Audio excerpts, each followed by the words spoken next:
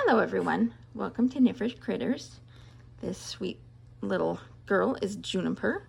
She's the spotted python that I recently adopted from Snake Discovery.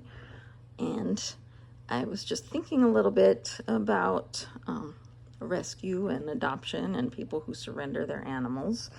And I have no idea why this girl was surrendered, but I'm glad that she was because I absolutely adore her. But I was at Snake Discovery recently, and there was a lady there who was talking to the staff about an animal that she was interested in possibly adopting. And she asked why the animal was surrendered, and they didn't know.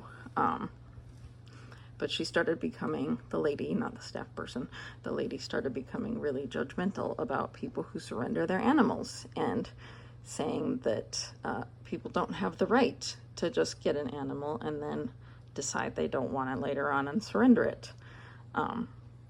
Which in a perfect world, no, we wouldn't have the need for rescues, but the reality is people are always going to impulsively purchase animals, and sometimes people don't know what they're getting themselves into and it's too much for them.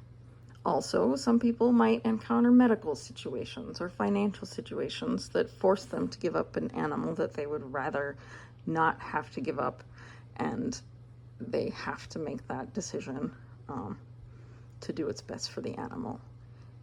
And there are people who, have large collections and then they pass away and they don't have anybody to take their animals, so then their animals have to be surrendered.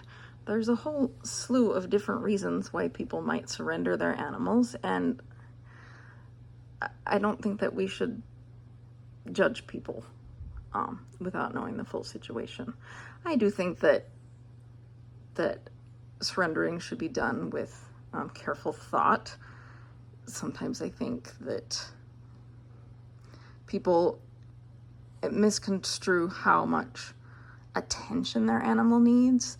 So particularly with reptiles, I've heard of people surrendering them because they can't give them the level of attention that they need or deserve, not realizing that when you surrender them, they're going to go to that rescue and they're going to sit in the rescue for who knows how long, getting minimal attention because the rescue might be so overloaded that they don't even have time to spend with that animal. And then who knows how long it's going to take them to find a home. They could be sitting in that rescue for quite a while, and then they could end up in a home where they get roughly the same amount of attention as you were giving them.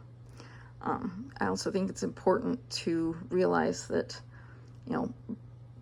progress, not perfection, and also a home, an imperfect home, is better than homelessness for an animal. As much as we would all like to give our animals the absolute best that they deserve, sometimes circumstances change and we can't. I have a turtle that has grown quite a lot more than I thought he was going to grow, and he was a rescue, and he was kept in horrible conditions. Right now, he's kept in acceptable conditions based on his size and activity level. It's not ideal, and eventually I'd like to upgrade his enclosure, but I have circumstances that have prevented me from doing so right now. But it's something that I plan on doing. I'm not going to try and rehome a turtle in a rescue system that is overloaded with homeless and unwanted turtles just because I can't give him the best of the best. So if you do feel guilty for not being able to give your animal the best of the best, and you think that that might be a reason to rehome them, really do some research about the animal and about the amount of animals of that kind that are surrendered. If you surrender a hognose snake right now, that hognose snake is going to get snatched up so quickly you wouldn't even know that it was in the rescue in the first place. If you surrender a red-eared slider, firstly, you're not going to find somewhere that even wants to take your red-eared slider. But on the off chance you do, they're not going to find a home right away, if at all. They might end up living with that rescue for the rest of their lives. So think about the long term. Think about, okay, I can't give this animal what it deserves right now, the best of the best, but is this animal getting their basic needs met? Is this animal being cared for properly? And is this animal something that I can upgrade in the future, give more to in the future as far as time and enrichment and all of the things an animal needs?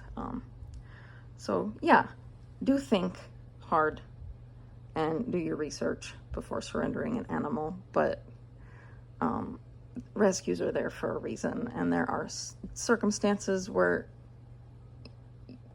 it's hard, but sometimes you just have to do what's best for the animal, and sometimes what's best for the animal is to surrender them. And that's what those rescues are there for, and that's where people like me step in, and we look specifically for animals that we can adopt, as opposed to purchasing. I do have some animals that I've purchased, but I have adopted all of the cats that I've had. I've adopted all of the dogs I've had. I have this rescue snake. I have a rescue turtle. I have a rescue leopard gecko. And I like to rescue as much as I can. And some of the animals that I have purchased, I've done for the purpose of ethical breeding. There are animals that are imported from the wild more than they should be, and they come in with diseases, and I've purchased animals with the hope of eventually breeding them and contributing to the captive bred population to reduce the importation of those animals. So yeah, so the people who surrender animals aren't evil. People who get in over their heads aren't evil. Yes, you should do your research and think a little bit before you buy an animal, but if you impulsively purchase an animal, most of us have done it. I've done it. And if you think long and hard and you realize that the best thing to do for that animal really truly is to surrender it, that's what the rescues are there for. And the rescues are not there to judge. I'm sure the rescuers do have their emotions and their, where's your face? And their opinions and their thoughts, and I'm sure it does get discouraging and it does make them feel sad, but ultimately they're not there to judge. They're there to rescue the animals in need and find good homes for them. So if you really have to surrender an animal, you're not a horrible person. And I just had that on my mind after hearing what I heard at Snake Discovery. I will say that the staff there was super nice and patient and tried to be very diplomatic, and you could tell it was an uncomfortable conversation, and I think they handled it very well. So if you're watching this, you're awesome. You're awesome anyway, because you're one of the people that I see a lot at Snake Discovery, and you've been very helpful and informative and very nice. All the staff there are very nice, and if you go there like 2 or 3 times, they get to recognize you and they know who you are, and it's awesome. It's like a little I don't know, I don't want to say family, but it's just nice customer service when you go to a place and they remember you. It's meaningful. You don't get that as much in customer service.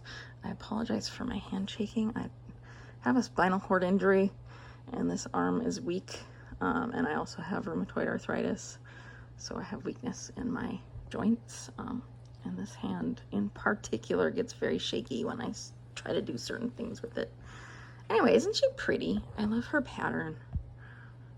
She's really iridescent in the sun too, but the sun isn't shining today. It's very gloomy outside, isn't it?